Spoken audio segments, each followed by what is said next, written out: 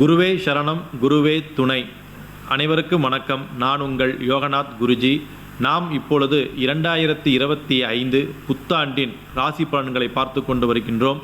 அந்த வரிசையில் நாம் இப்பொழுது பார்க்கின்ற மிக முக்கியமான ராசி கனிவாக பேசும் கன்னி ராசி நேயர்களே. கன்னி ராசியைச் சேர்ந்த அன்பர்களுக்கு மிக அற்புதமான ஒரு காலகட்டம் என்று சொல்லலாம்.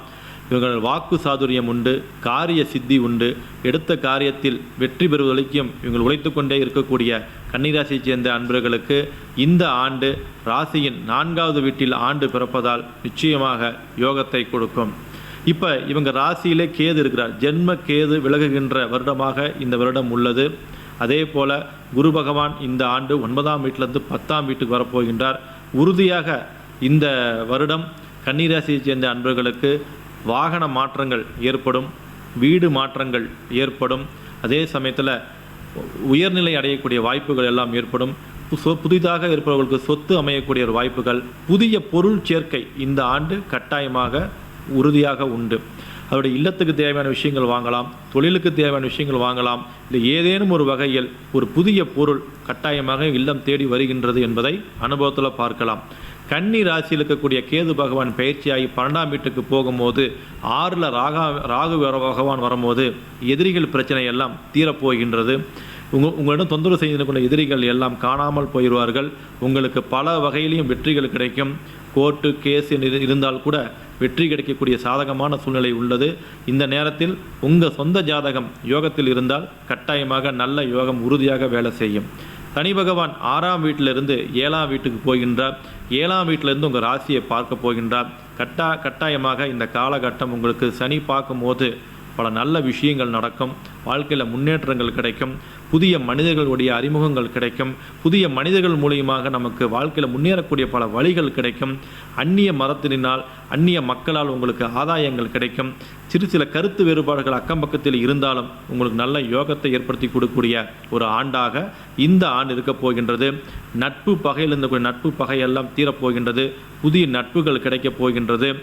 மனசில் இருந்த கவலைகள், உறவுகளால் ஏற்பட்ட மனக்கசப்புகள் தீருமா அப்படின்னா கட்டாயம் இந்த ஆண்டு உறவுகளுடைய மனக்கசப்புகள் உறுதியாக தீரும். உடல் நோய் உபாத்திரம், கணவன் மனைவிக்குள்ள நிறைய பிரச்சனைகள், பயங்கரமான ஈகோ, நண்பர்களுள்ள கருத்து வேறுபாடுகள், இது எல்லாமே தீரக்கூடிய ஒரு ஆண்டாக 2025 ஆண்டு உறுதியாக உங்களுக்கு இருக்கும். நிச்சயமாக இந்த ஆண்டு உங்களுக்கு ஒரு யோகத்தை கொடுக்கும். 10ல் இருக்கக்கூடிய குரு பகவான், 10க்கு வரக்கூடிய ஒரு குரு பகவான் 4ஆம் வீட்டை பார்க்க வென்றதால் தாய் வழி தந்தை வகையில் உடல்நலத்தில் கவனமாக இருக்க வேண்டும். வாகன பிரயாணத்தில் செய்யும் போது அதீதமான கவனத்தில் இருக்க வேண்டும். தேவையில்லாத வாக்குவாதங்கள் ஈடுபடாமல் இருந்தால் உங்களுக்கு இந்த ஆண்டு மிக மிக யோகத்தை கொடுக்கும். புதிய ஒரு மாற்றத்தை சந்திக்கக்கூடிய மக்களில் நீங்கள் கன்னிராசியை சேர்ந்த அன்பர்கள் மிக முக்கியமான இடத்துல இருக்கீங்க.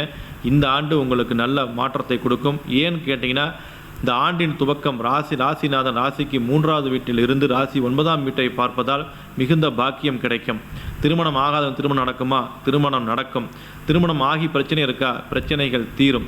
அதே சமயத்தில் உயர்கல்வி யோகம் கிடைக்குமானா கண்டிப்பாக உயர்கல்வி யோகம் கிடைக்கும். தொழிலே அமையலை அப்படின்னா தொழில் அமையும். தொழில் இருக்குது, எனக்கு வருமானம் கிடைக்கணும்னா கட்டாயம் வருமானம் கிடைக்கும். செவ்வாய் பகவான் நீச்ச வக்கரகதியிலிருந்து உங்கள் ராசிக்கு 12ஆம் வீட்டுக்கு வரும்போது தொழில் முன்னேற்றங்கள் கட்டாயமாக ஏற்படும். நான் இதுவரைக்கும் ஒரு சொத்து கூட வாங்கலைங்க அப்படின்னா கட்டாயமாக சொத்து வாங்கக்கூடிய யோகம் கிடைக்கும். பல பேருக்கு நகைகள்லாம் அடமானத்தில் இருக்கும். அந்த நகைகள் எல்லாம் திருப்பக்கூடிய ஒரு ஆண்டாக, புதிய பொன்பொருள் சேர்க்கை நிகழக்கூடிய ஆண்டாக கட்டாயமாக இருக்கும்.